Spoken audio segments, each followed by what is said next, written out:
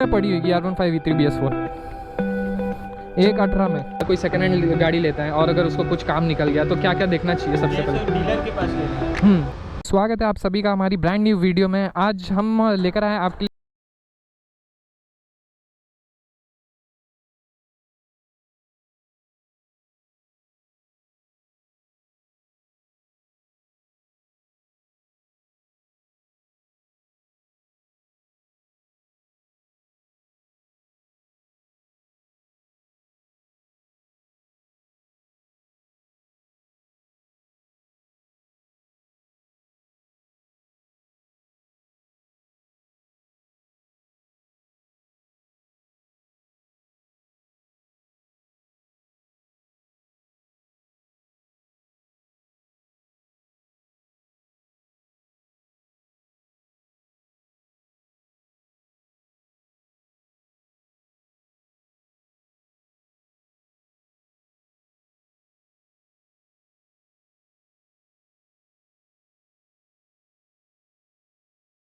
जाओगे इसके बारे में। अगर कोई सेकंड हैंड गाड़ी लेता है और अगर उसको कुछ काम निकल गया तो क्या क्या देखना चाहिए सबसे पहले? डीलर के पास लेना है। क्योंकि कल को अगर कुछ होता है तो डीलर अपना रिस्पॉन्सिबिलिटी लेगा। अगर अपने कोई बंदे से लिए तो फिर वो हाथ उठा सकता है और अपना कोई मैकेनिक रहना चाहिए। हाँ, या तो फिर अपने मैकेनिक को साथ में लेके भी जा सकते हैं, दिखा सकते कि इंजन में ऐसा कुछ प्रॉब्लम है ऐसा।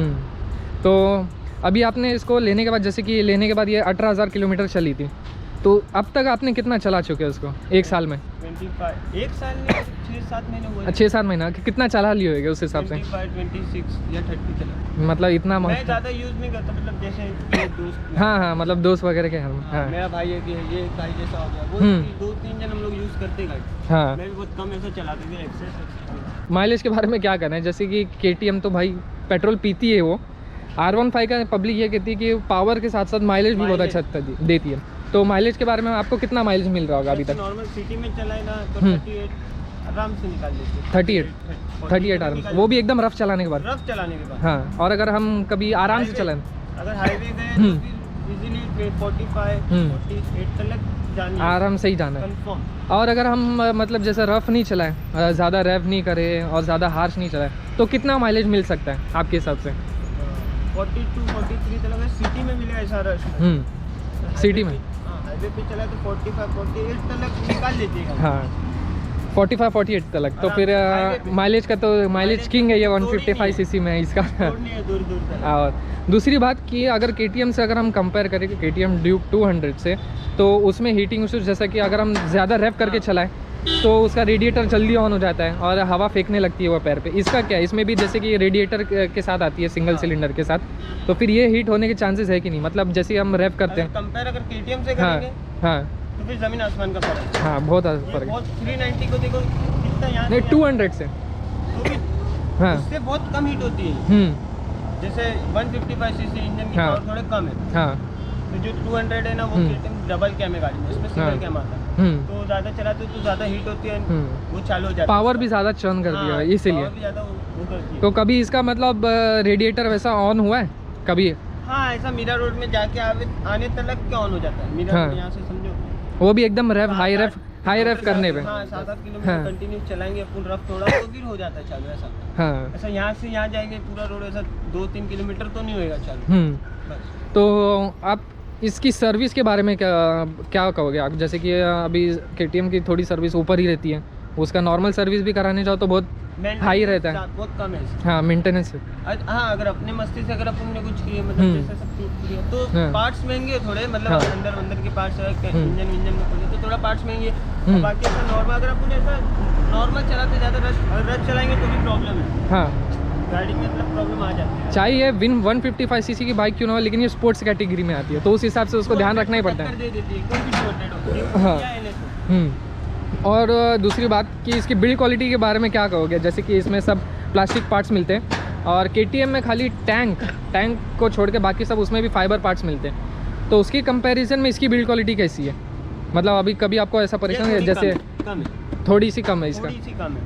जैसे हम अगर अब रैप कर रहे तो पार्ट्स बज रहे या तो फिर आवाज़ आ रही है, वाइब्रेशन होती है।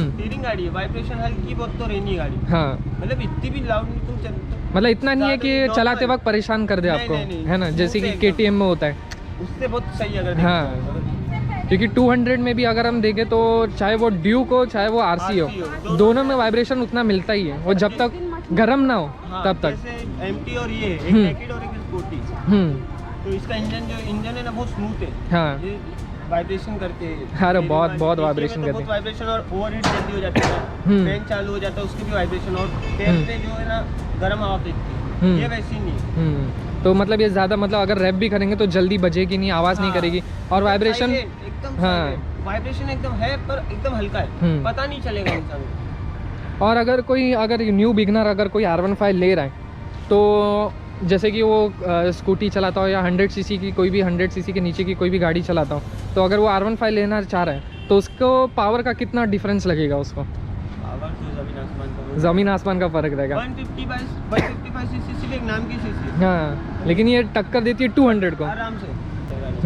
जैसे KTM से अगर कंपेयर करें तो उसमें और इसमें ज़मीन आसमान का फ़र्क तो है। हाँ, और अगर ब्रेकिंग परफॉर्मेंस की बात करें तो ब्रेकिंग कैसी है इसमें, इसकी पावर के हिसाब से इसकी ब्रेकिंग कैसी है कि मतलब जल्दी रुकती है, जहाँ ब्रेक मारे वो वहीं खड़े लेंगे तो सही। अगर आज के ABS तो ये आपकी तो नॉन ABS मॉडल है? नहीं, दोनों ABS मॉडल है, शायद वर्क नहीं कर रहा है। अच्छा, काम नहीं कर रहा, मतलब फिर भी बिना ABS के मतलब आप इसकी ब्रेकिंग परफॉर्मेंस कैसी रही? सही है, NS से तो बहुत सही है। और मतलब जगह पे रुक जाती हो या फिर स्किड नहीं करती हो?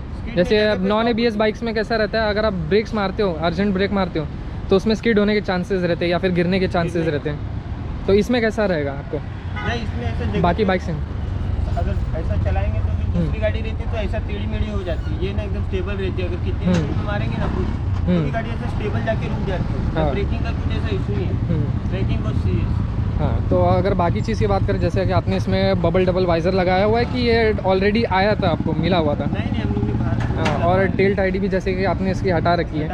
हाँ, और एग्जॉस्ट साउंड कैसा गाएगा इसका? इंजन साउंड मतलब KTM में कैसा था, एक सिग्नेचर साउंड था BS3 BS4 तक, इसमें उतना साउंड नहीं है, तो साउंड के बैकअप के बारे में क्या कहेंगे? मतलब अगर जब भी आप रैप कर रहे हो या चला रहे हो तो साउंड का बैकअप कैसा देता है आपको? ऐसे चलाएंगे नॉर्मल तो बहुत लाइट, कुछ पता नहीं चलेगा बाजू से ऐसा क्या जा रहा है। अगर स्पीड में चलाएंगे तो मस्त स्मूथ साउंड आता है, मतलब राइडर के लिए उतना सही है, आजू बाजू उतना लोगों को परेशान नहीं करेगी। एकदम स्मूथ है। हाँ, और दूसरी बाकी की बात, जैसे कि इसकी हेडलाइट्स की बहुत सारे कस्टमर्स की कंप्लेंट रहती है कि लाइट्स बहुत कम है, विजिबिलिटी बहुत कम है, तो मतलब कोई टूरिंग वूरिंग करना चाह रहा है इससे तो अलग से लाइट्स लगाना ही पड़ेगी इसके लिए। हाँ, है ना, थोड़ी जगह पे फॉग लाइट लगा दो एक छोटी सी, तो सही है। जैसे नए वाले मॉडल में एक सिंगल MT के जैसा प्रोजेक्टर हेडलैम्प दे दिया है, तो उसके कंपैरिजन में इसकी लाइट कैसी रहेगी? बहुत बेकार है, विजिबिलिटी बहुत बेकार है। मतलब अगर कोई एडजस्ट भी अगर अपन करेंगे तो उतनी पावर नहीं देगी, या तो फिर हेलोजन लगा लो या तो फिर LED इसकी उतनी कभी काम की नहीं है, क्योंकि नए मॉडल में कैसा सिंगल प्रोजेक्टर दिया हुआ है, तो उसकी जो पावर है उसका रिस्पॉन्स अच्छा है इसके हिसाब से। तो मतलब इसको अगर हम कंपेयर करें V4 से, तो अगर V4 आपने चलाई है, V4 मत देखी तो होगी कैसी, तो लुक वाइज आपको कौन सी अच्छी लगती है, ये कि V4? दोनों भी बराबर है अपने अपने जगह पे, बस उसमें ये पूरा आगे से अलग दिया है। हाँ, ये भी उसका आगे का लुक R7 से पूरा कॉपी करके उठाया हुआ है, बीच में प्रोजेक्टर हेडलैम्प DRLs, बाकी पीछे का पूरा सेम है, साइड की फेयरिंग भी इसमें बदल दी गई है।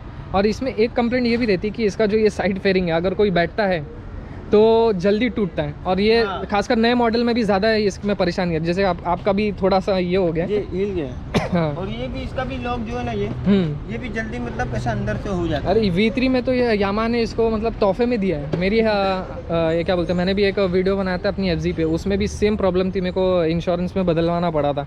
तो बिल्ड क्वालिटी की तो इसमें प्रॉब्लम मिलेगी ही मिलेगी।